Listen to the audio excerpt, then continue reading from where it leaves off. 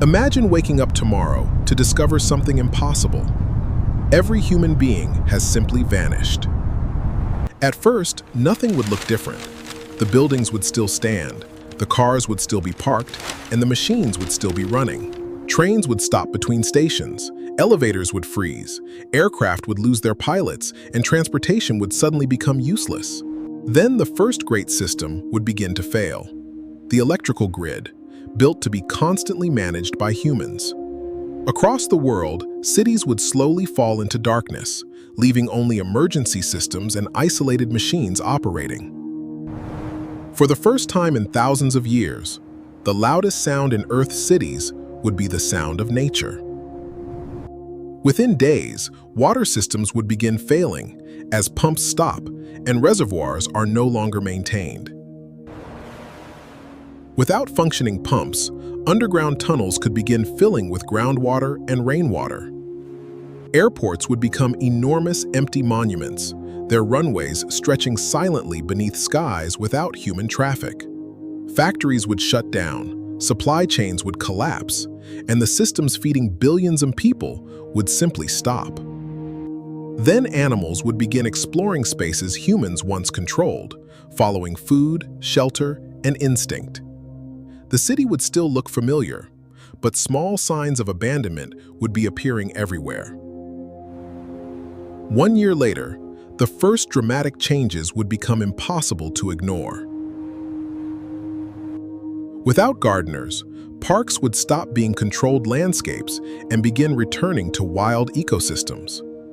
Farmland would change even faster as crops die and wild plants reclaim fields designed for human food. Deer, foxes, boars, birds, and other adaptable animals would increasingly move through abandoned neighborhoods. Without constant maintenance, water and temperature changes would begin attacking roads, bridges, and concrete surfaces. Every season would give nature another opportunity to push deeper into human territory. After 10 years, the difference would be dramatic. Civilization would still exist, but increasingly beneath layers of vegetation and decay. Cracks would widen into potholes, roots would break asphalt, and eventually entire sections of roads would become impassable. Steel bridges would slowly corrode, while water and weather weaken the structures that humans once inspected constantly. Suburbs would slowly blur into forests, as lawns become grasslands and gardens become tangled ecosystems. Without humans controlling drainage systems, rivers and streams would reclaim paths that cities once redirected. From above, entire districts would begin looking less like cities and more like forests, hiding the ruins beneath them. After 50 years, the most vulnerable human structures would begin collapsing in large numbers. Roofs would leak, freeze, expand, and contract until water finally found its way through. Broken windows would expose interiors to rain, wind, insects, and plants, accelerating the destruction from inside.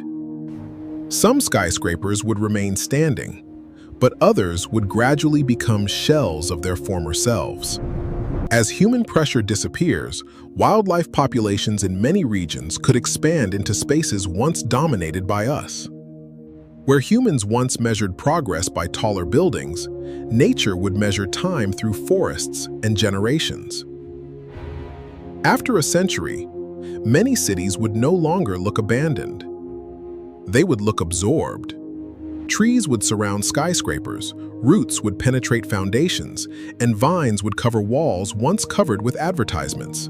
Former streets would become waterways, wetlands, and animal trails as natural systems reclaim the urban landscape.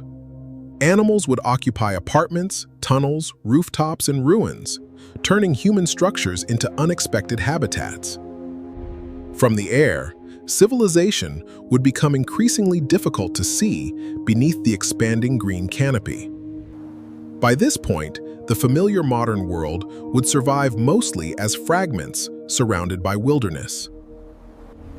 500 years later, nature would have had centuries to attack every exposed human structure. Most ordinary bridges would have collapsed, leaving only massive structural remnants in rivers and valleys. Roads would disappear beneath soil, roots, and sediment until only strange, straight lines remained visible from above. Stone monuments could survive longer, but even stone slowly cracks, erodes, and disappears.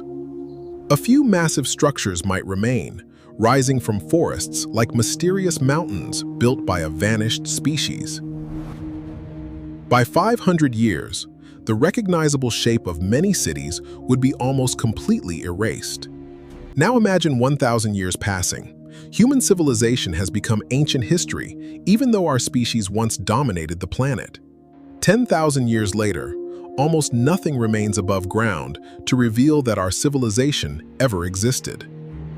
Concrete cracks, metals corrode, buildings collapse, and sediment slowly buries what remains. Fragments of synthetic materials, metals, and altered sediments could leave unusual signatures in Earth's geological record. Future species could study our bones, tools, and structures the way we study civilizations thousands of years old today. Somewhere beneath the forest, the remains of a city could survive as a buried archaeological time capsule. But above those ruins, life would continue.